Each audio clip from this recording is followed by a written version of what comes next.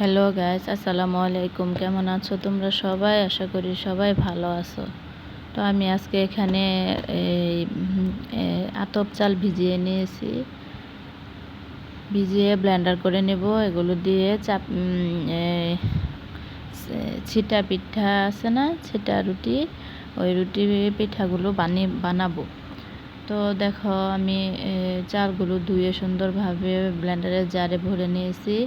তো এখানে এই যে ব্লেন্ডার করে নিয়েছি, দেখো এরকম ঘনত্ব হয়েছে ব্লেন্ডার করার পর। কিন্তু এখানে আরও পানি অ্যাড করতে হবে। আমি ব্লেন্ডারের জারটা ধুয়ে এখানে আরও কিছু পানি দিয়ে নিলাম। তো এখানে আমি স্বাদ মতো লবণ দিয়ে নেব। দেওয়ার পর সুন্দরভাবে এগুলো একসাথে মিক্স করে নেব। মিক্স করে এটার ঘনত্ব দেখি কতটুকু হয়েছে। এরকম একদম পাতলা হবে। ছিটা রুটি পিঠার ব্যাটারটা একদম পাতলা হয়, এই যে এরকম পাতলা। তো কড়াই বসিয়েছি চুলার মধ্যে, কড়াই গরম হয়ে গেছে। এখন কড়াইয়ের মধ্যে তেল দিয়ে নিয়েছি। তেলের মধ্যে এর ব্যাটারগুলো দিয়ে দেব, এরকম হাতের সাহায্যে এভাবে দিয়ে দেব। এই যে এরকম হলে তারপর একটু ঢাকনা দিয়ে ঢেকে রাখবো 1 মিনিটের মতো। 1 মিনিট পরে খুলে দেখি পিঠাটা উল্টিয়ে দেব। তো উল্টানোর সময় হয়েছে, এই যে দেখো নিজে নিজে উঠে যাচ্ছে।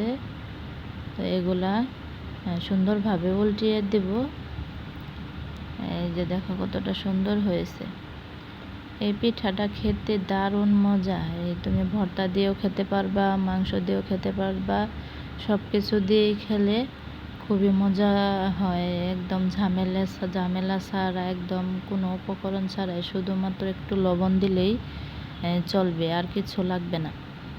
তো এই দেখো তেলও লাগে না, তেল শুধু এই কড়াইয়ের মধ্যে একটু হালকা চিমটি পরিমাণের তেল ব্রাশ করে নিলেই হয়।